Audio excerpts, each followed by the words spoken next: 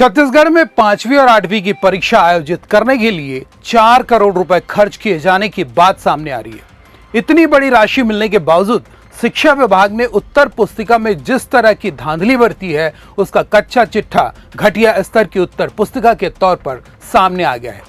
छत्तीसगढ़ की राजधानी रायपुर से प्रकाशित एक प्रतिष्ठित अखबार ने इससे संबंधित खबर का प्रकाशन 27 मार्च 2026 के अंक में किया है। CGNN लाइव में आप सभी दर्शकों का स्वागत है। मैं हूं अभिषेक दुबे।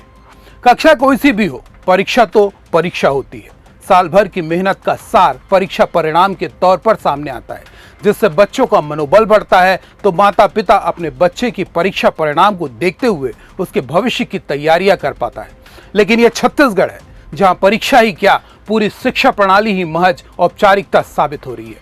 ताजा उदाहरण 5वीं और 8वीं की परीक्षा के तौर पर सामने आया है, जहां परीक्षा का आयोजन तो किया गया है, पर परीक्षा देने वाले बच्चों की सुविधा का जरा भी ख्याल नहीं रखा गया है, जबकि बेहतर जीवन के लिए बुनियादी शिक्षा ही सबसे ज्यादा महत्व रखती है। क्या है पूरा मामला, आपको देंगे हर बात की जानकारी, क्योंकि यह आपके अपने बच्चों के भविष्य का सवाल है, जिस पर सरकार और शिक्षा विभाग से जवाब मांगने का आपको पूरा अधिकार है। लिहाजा इस वीडियो को अंत तक जरूर देखिएगा। परीक्षा कोई सामान्य विषय नहीं होता, बल्कि बच्चों के साथ माता पिता और शिक्षकों के साल भर के परिश्रम का परिणाम होता है। परीक्षा के बाद जो परिणाम सामने आता है, वही हमारे और आपके बच्चों के आगे बढ़ने का आधार बनता है। लेकिन उसी परीक्षा में धांधली होने लगे, विभागीय लोग परीक्षा के आयोजन में भ्रष्टाचार कर सिर्फ अपनी जेब भरने का सोचने लग जाएं, तो बच्चों के भविष्य के साथ किस तरह का खिलवाड़ हो रहा है, साफ तौर पर नजर आने लगता है। और यही इस साल 5वीं और 8वीं की परीक्षा के आयोजन को लेकर छत्तीसगढ़ में होता नजर आ रहा है। सवाल उठता है कि आखिर परीक्षा में किस तरह का भ्रष्टाचार हो रहा है। तो आपको बता दें कि सबसे पहले प्रश्न पत्र की प्रतियां, जिसके पेपर का मानक तय किया गया है कि 60 से 80 GSM के मैथिली तो पेपर में होना चाहिए। इसके अलावा विषयवार वस्तु के प्रकाशन के साथ ही प्रश्न पत्र में छपाई एकदम स्पष्ट होना चाहिए, जिससे बच्चों को सवाल पढ़ने में किसी तरह की दिक्कत ना आए। लेकिन यहाँ पर भी देखने में आया है कि पेपर की कीमत कम करवाने के चक्कर में 2 सवालों के बीच पर्याप्त जगह तक नहीं छोड़ी गई है। तो गणित जैसे विषय में रफ कार्य करने के लिए कोई जगह नहीं दी गई है। 4 पेज में 20 सवाल ठूस दिए गए और छात्रों को जैसे तैसे जवाब लिखने पड़े। कहीं सवाल ही गायब मिले, तो कहीं रेखा खींचते ही पन्नों में छेद हो गए।